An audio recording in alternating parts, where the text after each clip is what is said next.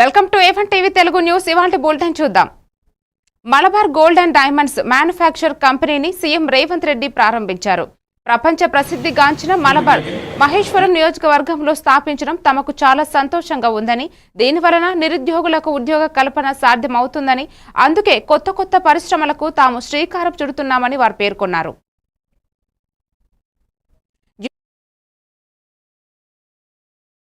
హైదరాబాద్ నగరం ప్రపంచంతోనే పోటీ పడగలుగుతుంది. హైదరాబాదు ప్రపంచంతో పోటీ పడగలిగిన నైపుణ్యత ఈ ప్రాంతంలో మన యువతలో ఉన్నది అని నేను మా మిత్రులు శ్రీధర్ బాబు గారు భావించడంతో ఈరోజు భవిష్యత్ ప్రణాళికలను ప్రపంచంతో పోటీ పడే విధంగా తెలంగాణ రైజింగ్ 2047 విజన్ డాక్యుమెంట్ను ఈరోజు డిసెంబర్ 9, 2025 లోపల విజన్ డాక్యుమెంట్ ఇవ్వడం, ఆ విజన్ డాక్యుమెంట్తో రాబోయే 100 సంవత్సరాలు తెలంగాణ రాష్ట్రానికి ఏం అవసరం ఉందో ప్రణాళికలు రచించి ప్రపంచంతోనే పోటీ పడే విధంగా మన రాష్ట్రాన్ని తీర్చిదిద్దాలనుకుంటున్నాం. So Malabar always keep the customer in the mind, and we do manufacturing for highest quality with the process control and making the gold and the process to the customer appeal, look and feel, and they can able to feel that the jewelry is coming up in the very well in the fitting. And being in the Malabar Gold and Diamonds, Telangana has given a very warm welcome to us, and they have given a good opportunity to us to build such a world integrated manufacturing facility, which consists of refining to in the final product. It is of platinum jewelry, casting jewelry, crystal jewelry, all kind of jewelry which can cater into Telangana. I thank. Vizianagaram జిల్లా వంగర మండలం మధ్యవలస తీర్థరామపురం పక్క నుంచి వంగర పొలానికి వెళుతున్న Thotapalli reservoir కాలువ పనులు సక్రమంగా జరగలేదని రైతులు ఆవేదన వ్యక్తం చేశారు. ఈ అంశంపై ఇరిగేషన్ అధికారులకు చెప్పినా చేయలేదని వారు వాపోయారు. మా ప్రాంతాలలో నీరు నిల్వ ఉండి దుర్వాసన వస్తోందన్నారు. ఇరిగేషన్ శాఖ అధికారులు స్పందించి ప్రదేశాన్ని కాంట్రాక్టర్తో మాట్లాడి పని చేయిస్తానని తెలియపరిచారు.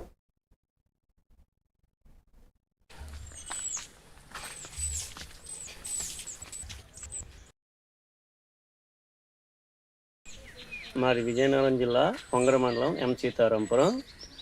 ఎస్ఎచ్ ఛానల్ వంగర ఇల్లే కాలువలో అస్తవ్యస్తంగా చేసి మా కళ్ళాలకు ఎక్కిపోయినట్టు చేశారు. పల్లంగున్న కాడే తవ్వి మెరుగున్న కాడ ఒగ్గేసి పనులు ఆపేశారు. వెంటనే పై అధికారులు స్పందించి ఆ పనిని సక్రమంగా చేస్తారని మరి కోరుతా. ఈ పని జరగని ఎడల మరి వరద వచ్చేటప్పుడు మా సాళ్ళు ఇల్లులోకి వెళ్ళిపోయి మేము ఇబ్బంది పడతాం కాబట్టి తక్షణమే అధికారులు స్పందించి ఆ పనిని జరిపిస్తారని కోరుతున్నాం.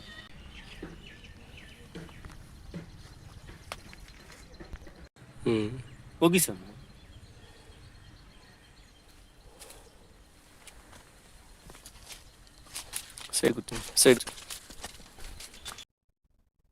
మన్యం జిల్లా సీతానగరం మండల కేంద్రంలో ఆర్టీసీ కాంప్లెక్స్ శిథిలావస్థకు చేరుకుంది. పలు గ్రామాలకు చెందిన సుమారు 300 విద్యార్థులు ఇక్కడే నిలువబడవలసిన పరిస్థితి ఏర్పడింది. పలుసార్లు అధికారులకు విన్నవించుకున్నా పట్టించుకోలేదని స్థానిక ప్రజలు ఆవేదన వ్యక్తం చేస్తున్నారు. ఇప్పటికైనా అధికారులు స్పందించి ప్రజలకు మంచి చేకూరే విధముగా పనిచేయాలని ప్రజలు కోరుతున్నారు.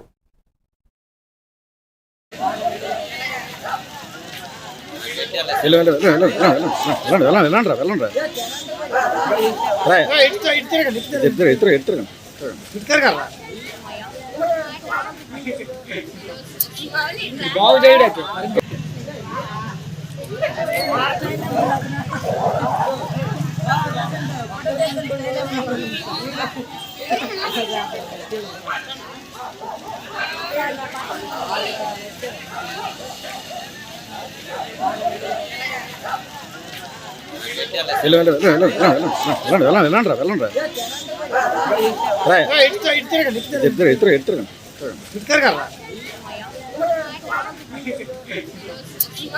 బాగు చేయడానికి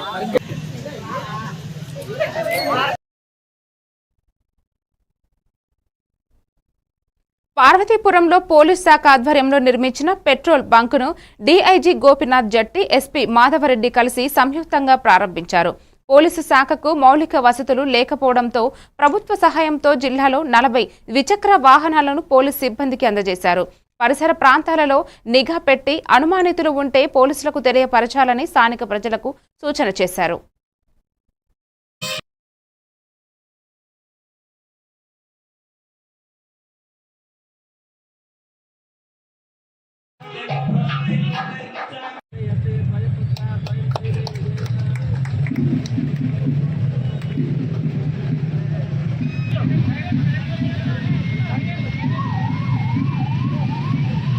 ఈరోజు 40 మోటార్ సైకిల్స్ ఈ పార్వతీపురం మన్యం జిల్లాలో ట్రాఫిక్కి అదేవిధంగా రహదారి భద్రత ప్రధానం కాబట్టి వాటిని దృష్టిలో ఉంచుకొని 40 మోటార్ సైకిల్స్ని ఈ ట్రాఫిక్కి వినియోగించే దాంట్లో భాగంగా ఈరోజు వాటిని ఇనాగరైజ్ చేయడం జరుగుతుంది. ఆ 40లో 5 royal Enfield motor cycles, 25 Pulsar motor cycles, 10 బాగా ఏర్పాటైనటువంటి జిల్లాలో ఉన్నటువంటి ఏదైతే సమస్యలు ఉన్నాయో వాటిని ఇన్ఫ్రాస్ట్రక్చర్కి సంబంధించి వాటిని ఇంప్రూవ్ చేసుకున్నటువంటి దశలో భాగంగా ఈ మోటార్ సైకిల్స్ పార్వతీపురం హెడ్ క్వార్టర్లో వాటిని రిలీజ్ చేయడం జరుగుతుంది. దీంతో పాటు ఈ పార్వతీపురం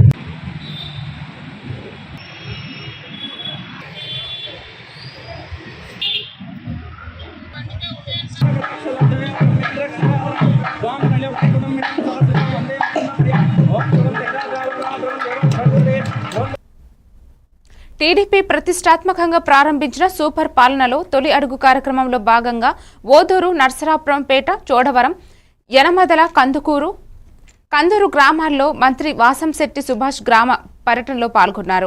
ఈ సందర్భంగా ఏడాది పాలనలో జరిగిన పలు సంక్షేమ పథకాలను ప్రజలకు వివరించారు. ప్రజల సమస్యలను తెలుసుకుని వాటిని అక్కడికక్కడే అధికారులతో పరిష్కరిస్తారని హామీ ఇచ్చారు. మంత్రి సుభాష్ వీడియోతో మాట్లాడుతూ గత 5 ఏళ్ల ప్రభుత్వంలో రోడ్డును గుంతలమయం చేసి రాష్ట్రాన్ని అప్పుల రాష్ట్రంగా మార్చిన ఘనత జగన్కే దక్కుతుందని ఆయన దుయ్యబట్టారు. రామచంద్రాపురం నియోజకవర్గానికి 125 కోట్ల కేటాయించిన ఘనత కూటమి ప్రభుత్వందే అని కొనియాడారు. ఈ రోజున పథకాలు ఎలా అందుతున్నాయి, ప్రభుత్వ పాలన ఎలా ఉందని తెలుసుకోవడం కోసం మరి ఈ రోజున ప్రజల వద్దకు రావడం జరుగుతూ ఉంది. ప్రజలందరూ కూడా చాలా సంతోషంగా ఉన్నారు. ఏదైతే సూపర్ 6లో చంద్రబాబు నాయుడు గారు హామీలు ఇచ్చారో, తల్లికి వందనం కానీ, అలాగే పెన్షన్ 4,000 చేయటం కానీ, అలాగే వికలాంగులకు 6,000, 10,000, 15,000 రూపాయలు ఇవ్వడంలో 1వ తారీఖు లేకపోతే 1వ తారీఖు సెలవు అయితే 30వ తారీఖు ఇచ్చే పరిస్థితి తప్ప 2-3 తారీఖులకు కూడా వెళ్ళను వైను. అదేవిధంగా ఏదైతే అన్నా క్యాంటీన్లు ఉన్నాయో అవి పునఃప్రారంభించడం, మరి ఈ రోజున ఏదో ఎలిగేషన్ పెట్టడం, తప్పుడు సంకేతాలు జనాల్లో పంపుదామని నెపంతో తిరుగుతున్నారు తప్ప ఈ యొక్క ప్రభుత్వం పూర్తిగా గుంతల రహిత రోడ్డు చేయాలని సుమారు 1,200 కోట్లు ఖర్చు పెట్టింది. ఉచిత సిలిండర్లు, గ్యాస్ సిలిండర్లు సంవత్సరానికి 3లో భాగంగా మొన్న ఒక దఫా సిలిండర్లు రిలీజ్ చేయడం జరిగింది.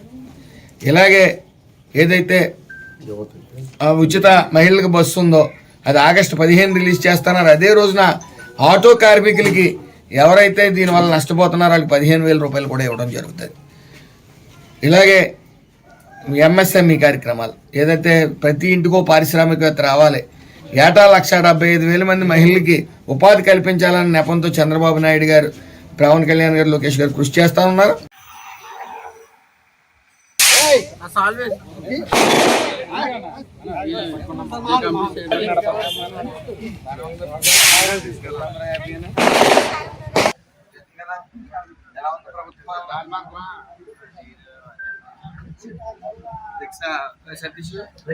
ఈ రోజున పథకాలు ఎలా అందుతున్నాయి, ప్రభుత్వ పాలన ఎలా ఉందని తెలుసుకోవడం కోసం మరి ఈ రోజున ప్రజల వద్దకు రావడం జరుగుతూ ఉంది. ప్రజలందరూ కూడా చాలా సంతోషంగా ఉన్నారు. ఏదైతే సూపర్ 6లో చంద్రబాబు నాయుడు గారు హామీలు ఇచ్చారో, తల్లికి వందనం కానీ, అలాగే పెన్షన్ 4,000 చేయటం కానీ, అలాగే వికలాంగులకు 6,000, 10,000, 15,000 రూపాయలు ఇవ్వడంలో 1వ తారీఖు లేకపోతే 1వ తారీఖు సెలవు అయితే 30వ తారీఖు ఇచ్చే పరిస్థితి తప్ప 2-3 తారీఖులకు కూడా వెళ్ళను వైను.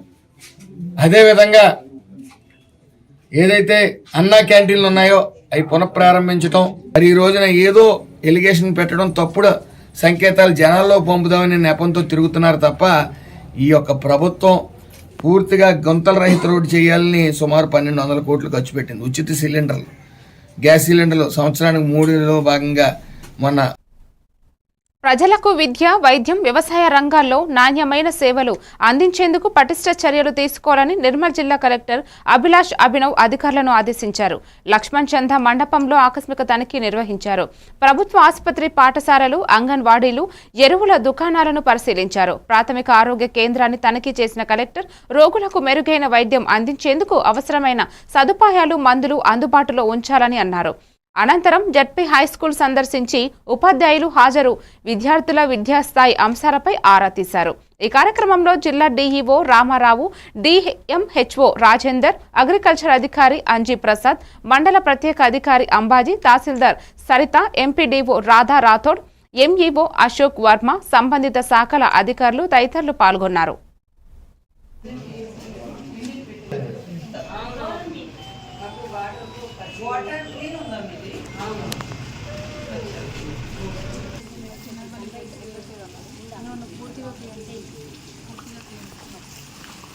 తీసేసి ఇక్కడ మీరు ఒక గార్డెన్ ప్లాన్ చేసుకుంటుంది.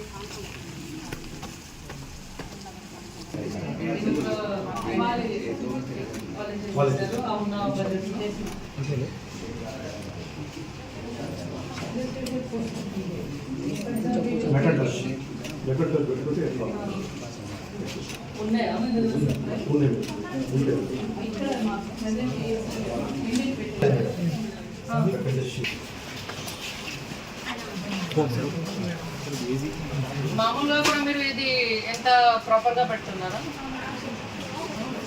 ఇన్ ఆల్ ప్లేసెస్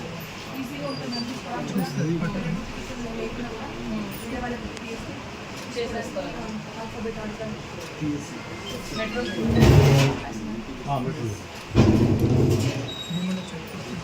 అరైవల్స్ ఎప్పుడు? పెద్దిపాలెంలో సుపరిపాలనకు తొలి అడుగు కార్యక్రమం ఘనంగా ప్రారంభమైంది. దీనికి భీమిలి ఎమ్మెల్యే గంటా శ్రీనివాసరావు హాజరయ్యారు. గ్రామంలో ప్రతి ఇంటికి వెళ్లి వారి అభిప్రాయాలను అడిగి తెలుసుకున్నారు. ఈ సందర్భంగా ఆయనకు గ్రామ ప్రజలు, నాయకులు, కార్యకర్తలు ఘన స్వాగతం పలికారు. పెద్దిపాలెం గ్రామ ప్రజలు పెద్ద ఎత్తున పాల్గొన్నారు.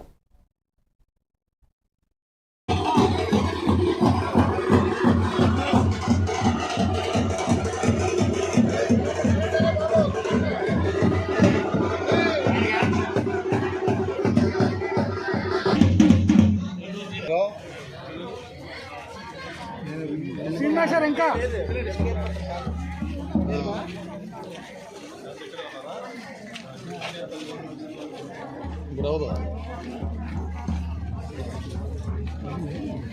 కనకరాజు కొంచెం వెనకరామ్మా.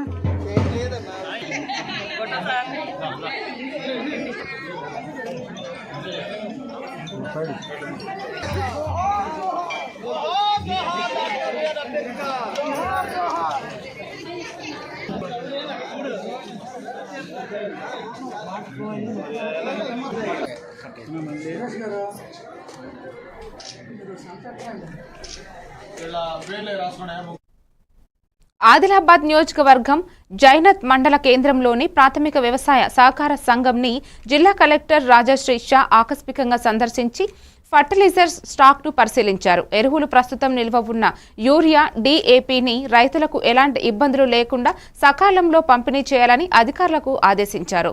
అలాగే రైతులకు అవసరమైన ఎరువులను ఎల్లప్పుడూ సరిపడా నిల్వలు అందుబాటులో ఉంచాలన్నారు. తనిఖీలో భాగంగా కలెక్టర్ వెంట పీఏసీఎస్ చైర్మన్ బాలూరి గోవర్ధన్ రెడ్డి, మండల వ్యవసాయ అధికారి పూజా జంగమవర్, సీఈఓ, ఏఈఓ, రైతులు తదితరులు పాల్గొన్నారు. ట్రాన్స్ఫార్మింగ్ ఇండియా నీతి ఆయోగ్ మీటింగ్ ఉంటుంది. దాంట్లో ప్రధానమంత్రి గారు చైర్మన్ ఉంటారు. తర్వాత అందరూ రాష్ట్రాల నుంచి ముఖ్యమంత్రి గారు కూడా అక్కడ పాల్గొంటారు. ఆనాడు నీతి ఆయోగ్ లో మన ముఖ్యమంత్రి గారు గౌరవనీయులు ముఖ్యమంత్రి గారు తెలంగాణ రైజింగ్ 2047 ఒక డాక్యుమెంట్ ప్రవేశపెట్టారు. ఆ డాక్యుమెంట్ లో ఏముంది అంటే మన 10 సంవత్సరంలో $1 ట్రిలియన్ ఎకనామీ తెలంగాణ రాష్ట్రంది $1 ట్రిలియన్ ఎకనామీ తయారవ్వాలి. 2047 వరకు $3 ట్రిలియన్ ఎకనామీ తయారవ్వాలి. అంటే ఇవి తయారవ్వాలి అంటే యూత్ రోల్ చాలా ఇంపార్టెంట్. అంటే ఈ జాబ్స్ ద్వారా కానీ, బిజినెసెస్ ద్వారా కానీ చిన్న వ్యాపారులు కావచ్చు, పెద్ద ఇండస్ట్రీస్ కావచ్చు, వ్యవసాయం కావచ్చు, ఈ అన్ని ఏవైతే సెక్టర్స్ ఉన్నాయో అవి మంచి పర్ఫార్మ్ చేస్తేనే మళ్ళీ మనం ఆ ఏవైతే ఉద్దేశం పెట్టామో ఆ ఉద్దేశం రీచ్ అవ్వగలుగుతాం.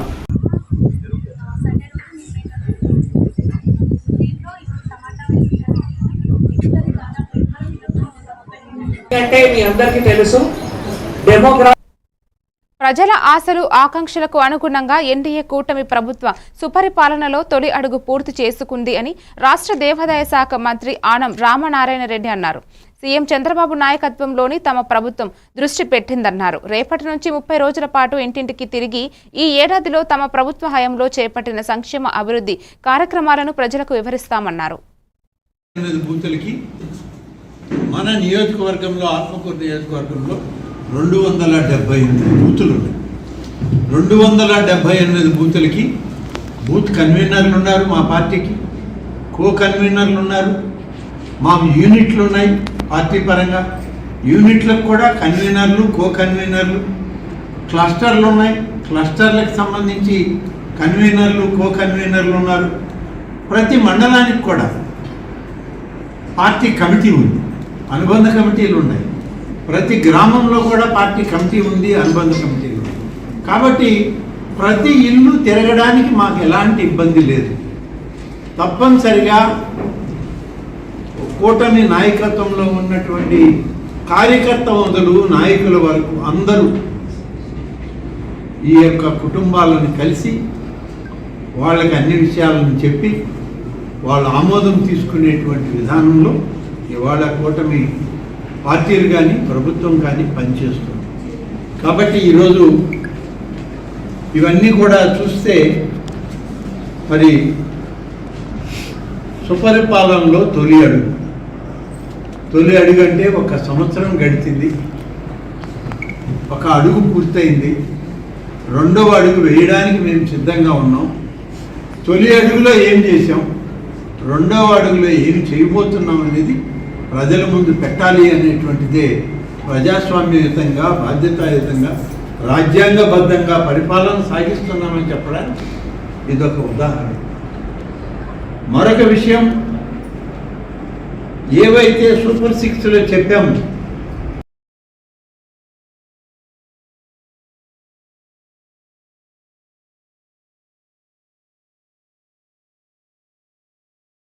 ఇప్పుడు మళ్ళీ గత ప్రభుత్వం నిర్లక్ష్యం కారణంగా ఆదిలాబాద్లోని మెజార్టీ వార్డులలో రోడ్లు, మురికి కాలువలు లేక ప్రజలు తీవ్ర ఇబ్బందులు ఎదుర్కొంటున్నారని ఎమ్మెల్యే పాయల్ శంకర్ అన్నారు. పట్టణంలోని టైలర్స్ కాలనీ రోడ్డును ఎమ్మెల్యే పరిశీలించారు.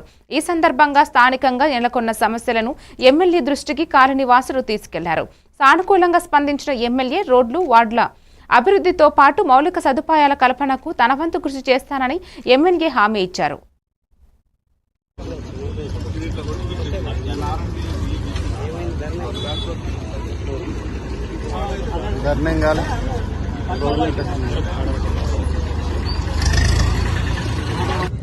Tailors colony, teachers colony, Sanjay Nagar, police colony, ఇట్లా పేర్లు చెప్పుకుంటూ పోతే దాదాపు కొత్తగా ఆదిలాబాద్ మున్సిపాలిటీలో గ్రామ పంచాయతీల ప్రాంతం అంతా కూడా విలీనం చేసిన తర్వాత గత ప్రభుత్వం నిర్లక్ష్యం, కొత్తగా మున్సిపాలిటీలో గ్రామ పంచాయతీలను మున్సిపాలిటీలో కలిపినప్పుడు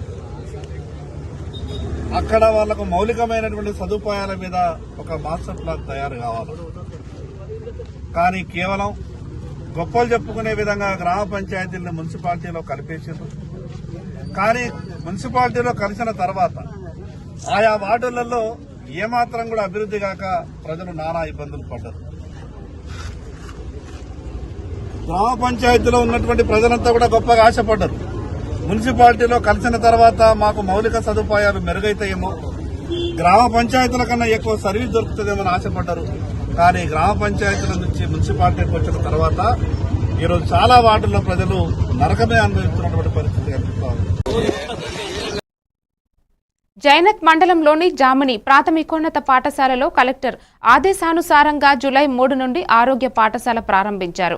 ప్రధానోపాధ్యాయులు శరత్ కుమార్ యాదవ్ మాట్లాడుతూ జిల్లా కలెక్టర్ రాజాష్ ఎంతో ప్రతిష్టాత్మకంగా తీసుకుని ఆరోగ్య పాఠశాల కార్యక్రమం ఏర్పాటు చేశారని అన్నారు. ఈ కార్యక్రమం జూలై 3 నుండి ప్రారంభమై డిసెంబర్ 31 తేదీన ముగుస్తుందని అన్నారు. ప్రతిరోజు ఒక్కొక్క అంశంపై విద్యార్థులకు అవగాహన కల్పిస్తామని ప్రధాన ఉపాధ్యాయులు వెల్లడించారు. ఈ కార్యక్రమంలో డాక్టర్ ఎండి ఇక్రాముద్దీన్, అమ్మ, ఆదర్శ కమిటీ చైర్మన్ నైతం దేవుబావి, మాజీ సర్పంచ్ పెందూరు మోహన్, ఉపాధ్యాయురాలు జ్యోతి, జయశ్రీ, అనసూయ, ఉపాధ్యాయులు లక్ష్మణ్, దూస గంగన్న తదితరులు పాల్గొన్నారు.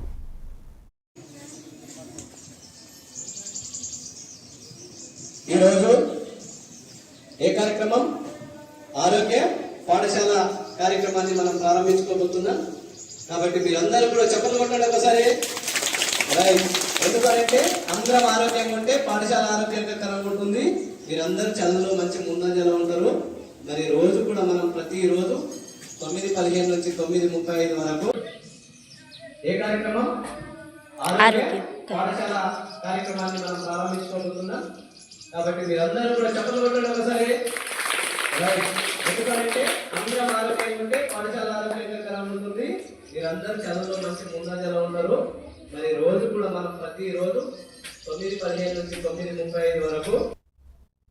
అమలాపురం నియోజకవర్గంలోని అల్లవరం మండలం డి రావులపాలెం గ్రామం సావరపుపేటలోని పక్షవాత రోగంతో మంచాన పడ్డ ఈతకోటి రాజారావుకు దివ్యాంగుల సంక్షేమ సంఘం గౌరవ అధ్యక్షులు వెంకన్న నాయుడు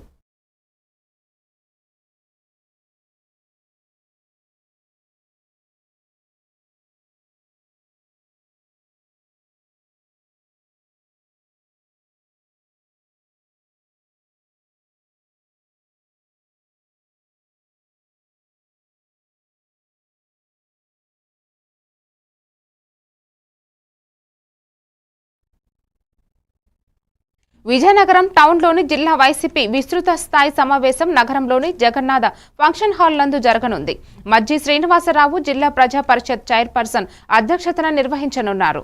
ఈ కార్యక్రమానికి ముఖ్య అతిథులుగా బోత్స సత్యనారాయణ, కురసాల కన్నాబాబు, ఎమ్మెల్సీలు, మాజీ ఎమ్మెల్యేలు, మాజీ ఎంపీలు, ఎంపీపీలు, జడ్పీటీసీలు, మేయర్లు, మాజీ చైర్మన్లు, కార్పొరేటర్లు, సర్పంచ్లు, ఎంపీటీసీలు, పార్టీ ముఖ్య నాయకులు, కార్యకర్తలు హాజరు కానున్నారు. చూసిన తర్వాత కాబట్టి ఈ కార్యక్రమం మనం చేసుకొచ్చామని అందులో బాగా ఎన్నో కార్యక్రమాన్ని చూపించకుండా చేసుకొచ్చారు. ఇవాళ విజ్ఞాన ప్రదర్శనలో ఆ కార్యక్రమం ప్రకారమే ఈ గుర్తు కూడా అధికారం చంద్రబాబు నాయకత్వంలో ఓటు పెరుగుతూ ఇవాళ ఆ నాయకత్వంలో ఆ కార్యక్రమం చేస్తారని మనం నమ్మకం. ప్రజలు ఈ వ్యాసంలో 5 కోట్ల ప్రజలు అన్నాయి, కానీ మోసపోయారు. అందుకే మోసకాలమైన తర్వాత మనం ప్రజలకి అది గట్టి చేస్తూ ప్రజాస్వామ్యం మనం భావిస్తాం. ఇది ప్రజాస్వామ్యం రెండు కూడా 2 పక్షాలు ఉంటాయి. ఒకటి అధికార పక్షం, 2 ప్రతిపక్షం. అధికార పక్షంతో యొక్క కార్యక్రమం వాళ్ళు ఇచ్చిన మాటని, ప్రజలకు ఇచ్చిన వాగ్దానాన్ని, ఎన్నికల ప్రణాళికని, వాళ్ళ పార్టీ విధానాన్ని, ఆ ప్రభుత్వ విధానాన్ని అమలు ఉద్యోగుల్లో బాధ్యత ఆ విధానాలు వాళ్ళు చేస్తున్న నిర్వహిస్తున్నారు లేదా నెరవేర్చకపోతే వాళ్ళు మెరవంచి ప్రజల తరఫున ప్రజలు వాళ్ళు మాన్యం నిర్మించి ఆ కార్యక్రమాలు చేస్తామనేది.